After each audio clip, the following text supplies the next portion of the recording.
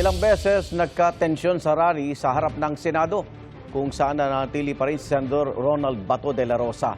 Kaya magdamag nagbantay ang mga pulis. Live mula sa Pasay, may unang balita si Bam Alegre. Bam?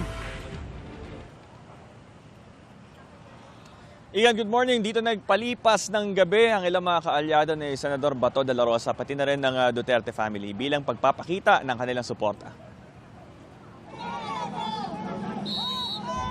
Nagrally sa labas ng Senado ang mga taga-suporta ni Senator Bato de la Rosa at dating Pangulong Rodrigo Duterte kagabi. Wala ni isa makakapagsabi na binayaran kami ng kahit sino man. Kami po ay nandito dahil mahal namin ang aming bayan. At doon lamang kami sa tama. Ilang beses nagkatensyon sa tuwing may lumalabas na sasakyan sa Senate Gate. Tinangkari ng mga rallyista na ilapit sa gate ang kanilang sasakyan kung saan nakaposisyon ang speakers. Hindi kami manggugulo! Padaanin nyo kami!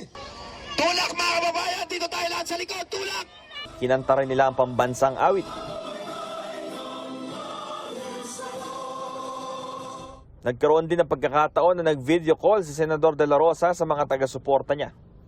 Nagbantay ang Southern Police District buong magdamag para mapanatili ang peace and order. Maximum tolerance ang naging marching order sa mga pulis. Walang nangyaring marahas na komprontasyon sa pagitan ng pulisya at ng mga rallyista. Tahimik na. Kung munti na yung tao, hindi nakagaya kanina, no? Kung na-estimate natin, more or less 100 na lang.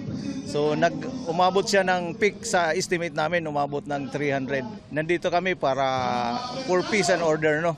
At saka implement yung maximum tolerance.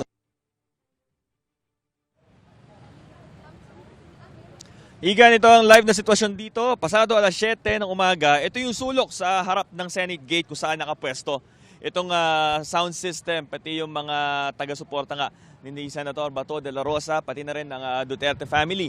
At sa mga oras na ito ay nakikipag-ugnayan naman yung pulisya sa kanila. Ito ang unang balita mula rito sa Senate. Bam Alegre, GMA News. Matapos ang 6 na buwang pagtatago, nagpakita sa Senado kahapon si Senador Ronald Bato de la Rosa. Sinalubong naman siya ng mga tauhan ng NBI para silbihan ng arrest warrant mula sa International Criminal Court at nagkahabulan pa. Nag-emosyonal si De La Rosa nang humarap sa mga kasamahan at sa media. May unang balita si Mav Gonzalez. Sir, tinahanap na po ninyo. Sumusweldo. Hindi nagpapakita. Ngayon, papakita ko dito. Tinara ko naman yung guys. This is the Senate. Wala silang respeto sa institusyon ng Senado. Ganun ang NBI. It's a crime. This is the worst government.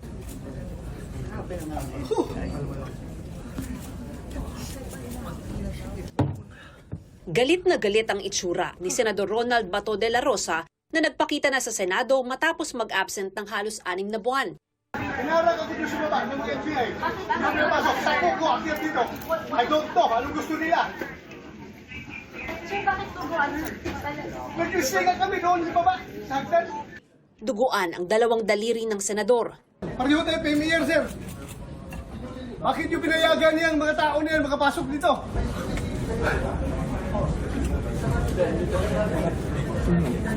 Kung ikaw ang senador, sir, ako ang sergeant at arms. Magpapakamatay ako kung hindi ka magalaw dito sa institusyon na ito.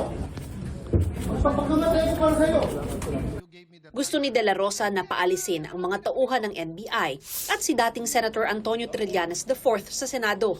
Senator Trillanes, as a former member of the Senate, is welcome in the Senate and will of course be given due courtesy unless he has He is part of the harassment, unless Mr. he is President. part of the harassment. So Kasama niya. Sabi ni bagong Senate President Alan Peter Cayetano, paaalisin ng NBI agents maliban sa mga umano'y nang haras kay Senator Bato para makwestiyon. Suportado ni Senator Tito Soto ang hiling ni Senator Bato. Ipinaalala naman ni Senator Rodante Marcoleta ang kanilang mga karapatan habang nasa loob ng Senado. Mr. President, the arrest cannot be executed inside the Senate, and the senator can seek judicial remedies while under Senate custody. Habang nakasuspende ang sesyon, sinuri ng mga senador ang kuha ng CCTV kung saan kita ang pagdating ni Senator Bato. Ipinapanood din ito sa plenaryo. Kita ang pagtakbo ng senador sa hallway kasama ang staff habang hinahabol ng NBI agents. Nasubsub pa siya paakyat ng hagdan. Pagpasok niya sa pinto, nakipaghatakan sa pinto ang mga taong gustong makapasok. Senator Bato will enjoy the protection of the law and the protection of the Senate in accordance with our rules and with Philippine laws. Kalaunan, inaprubahan ang mosyong ilagay sa Senate Protective Custody si De La Rosa. Wala po ako doon physically, no? Pero sana nga nandoon ako para na-wrestling ko tong mamang ito eh. Nadala na sa kotse ng NBI. Sa isang panayam, sinabi ni De La Rosa nasa Metro Manila lang siya bago pumunta sa Senado. Nasa kalikasan daw siya nitong mga nakaraang buwan. Pero hindi niya sinagot kung nasa Davao siya. Papasok na raw siya sa Senado mula ngayon.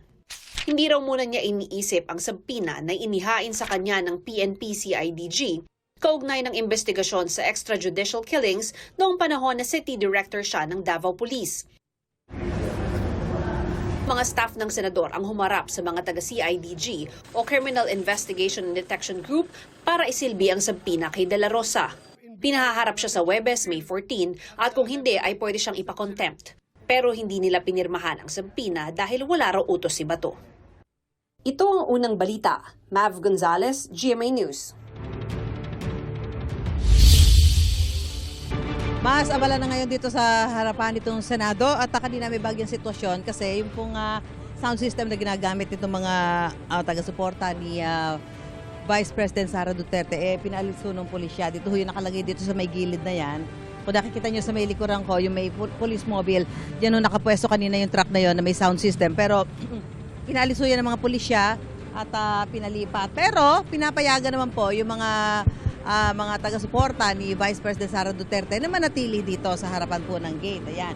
Pero syempre, sabi ho ng mga taga-suporta ni Vice President Sara Duterte, kailangan nila yung sound system. Napapansin din natin na medyo mas marami na ho yung mga nakadeploy ng mga pulis dito sa harapan ng Senado. May mga nakita rin tayo dito mga bomb sniffing dogs at talaga nagiging abala na rin ho dahil nagdadatingan na rin po yung karamihan sa mga kawani ng empleyado bukod pa doon sa mga miyembro ng media na siyempre mag-aantabay po sa mga magaganap ngayong araw na dito sa Senado. Samantala ay sinabi po ni Senador Bato de la Rosa na handa siyang harapin ang arrest warrant ng International Criminal Court pero dapat daw idaan sa proseso. As I've said, haharapin ko yan kung idaan lang nila sa proseso. Kung merong totoong warrant of arrest, dalhin nila sa local court, ayusin nila, then usapan natin at haharapin namin yan. Sinabi niya yan sa live broadcast si Senador Robin Padilla mula sa loob ng Senate Lounge kagabi. Kasama nila ang iba pang Duterte Black members na sina Senador Bongo at Senadora Amy Marcos. Naroon sila matapos isailalim ng Senado sa protective custody si De La Rosa kasunod ng tangkang pagsisilbi ng NBI ng warrant of arrest mula sa ICC. Ipagbibigay alam naman daw ng NBI sa DOJ, Philippine Center for Transnational Crime at Interpol ang nangyari.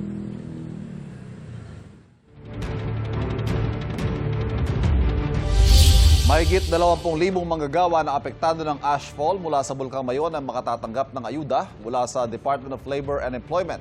Ay kay Albay Governor Noel Rosal, nasa 4,550 pesos ang cash aid na nakatakdang ibigay sa susunod na linggo.